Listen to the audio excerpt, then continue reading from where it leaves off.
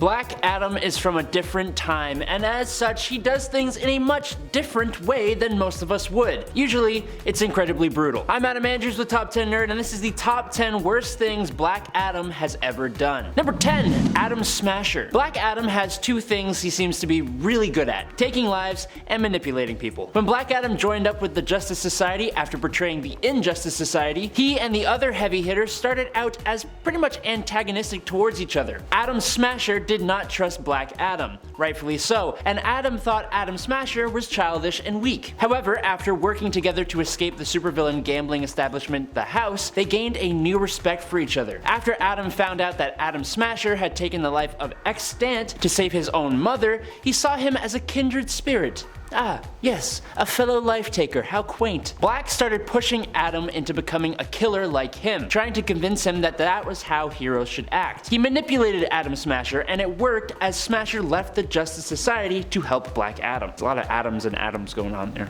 Not good. Number 9, Shazam. In nearly every iteration of the character, Black Adam has known that Billy Batson and his family and friends were children and teenagers that were transformed by magic. But if you think that has ever stopped him from trying to bring their lives to an end, well, you'd be wrong. In their first encounter with Adam, he bound and gagged both Billy and Freddy and threatened to end their lives later. Luckily, Mary Marvel and Uncle Marvel freed the boys. In the Bronze Age first appearance of Black Adam, he forces the lightning to strike Shazam and transform him back into Billy. He then binds and gags the boy again and throws him into the sea. This time Billy swam to shore and is saved. In another continuity, Adam wasted no time seeking out the Wizard's new champion once he was revived, and upon learning of him, Black Adam threatened to take out his 6 foster siblings if Shazam did not relinquish his power. It was Billy's other decision to empower his siblings and create a Marvel family that actually saved the day. Number 8, Mary Marvel. Mary Marvel has long been considered one of DC Comics' most wholesome characters. After losing her powers though in the trials of Shazam, Mary later encountered Black Adam, who was dealing with his wife's death. After realizing that Mary was powerless, Black Adam instead imbued her with a portion of his power,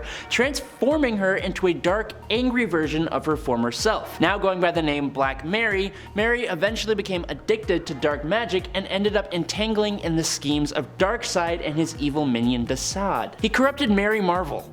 What a jerk. Number 7, assistants. Dr. Sivana is part of the reason Black Adam came back in the first place, so he will receive no praise from me. But could he not have at least tried to save his assistant? In Justice League number 11, seeking out the ancient tomb of Teth Adam, Sivana eventually came across what he'd been looking for.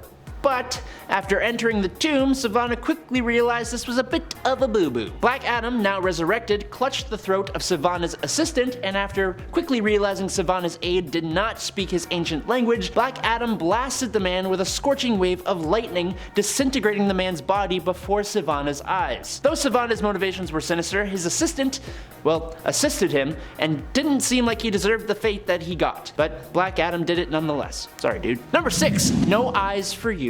Lex Luthor, who was actually Earth 3's Alexander Luthor, started the secret society of supervillains, and Black Adam joined the inner circle of that group for his own reasons. Unfortunately, Luthor had plans for Adam. Luthor needed the power that Black Adam could provide, so naturally, Luthor betrayed Adam and had Psycho Pirate control him to call down the lightning of Shazam to power Luthor's machines. Unfortunately for Psycho Pirate, in Infinite Crisis number 6, Superboy and Nightwing free Black Adam from his control. Black Adam immediately flew to Hayden's location as the villain was trying to control Power Girl. Adam very calmly took his index and pinky finger and put it in the eye holes of the Medusa mask and just pushed through Hayden's face, taking his life brutally and instantly. But he kinda did it to himself though.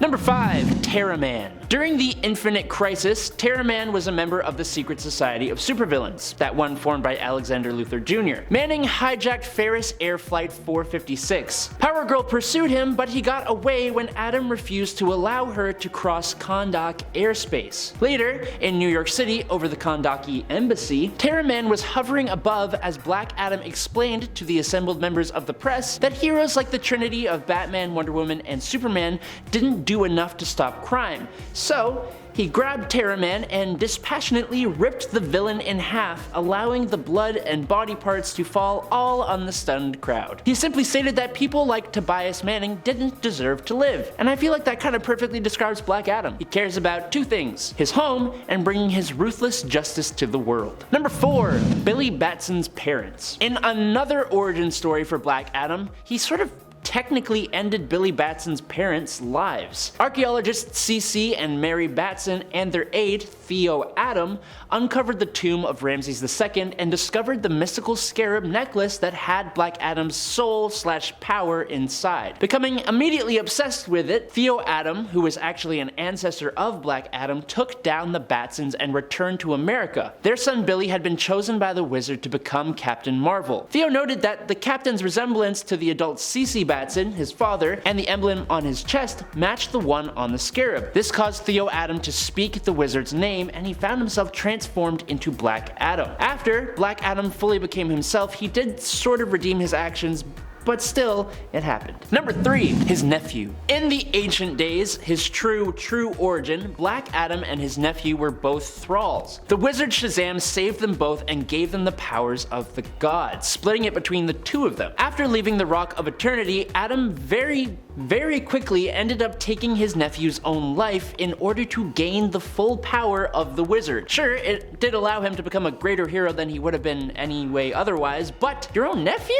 I don't know, he's a bit irredeemable if you ask me, and we're only at point 3. Number 2. World War III. After the destruction of the Black Marvel family and Black Adam's rampage, which we will talk about in just a moment, the heroes of the world banded together to stop him as he went from country to country. The enraged Adam proved to be a powerful foe, which was only made way more powerful thanks to the fact that Shazam, Superman, Wonder Woman, Aquaman, and Batman weren't around to actually help anybody. Adam severely and ruthlessly beat down and even took the lives of several of the world's heroes, notably punching a hole through the chest of Terra of the Teen Titans, which was just super unnecessary. The unrelenting brutality of his attacks, never pulling his punches, and going through anyone who stood in his way was different than anything the heroes had experienced before, and the battle only ended when his powers were taken from him as punishment for his actions. Number 1. Bialya. Alright, so how the hell did we get to a World War III scenario caused by Black Adam in the first place? Well, technically, it was actually caused by the science squad of Oolong Island, who created the 4 Horsemen of Apocalypse for the express purpose of taking down the Black Marvel family. They should have known better, to be honest, but here we are. After the death of Isis and Osiris, Adam's direct family, he hunted the 4 Horsemen of the Apocalypse to take revenge. This brought him to the country of Bialya, and when he couldn't find the Horsemen, his rage and frustration got the better of him, and he essentially attacked the whole country instead. Adam's rampage ended countless innocent people's existences. It was easily his most terrible act, as they had done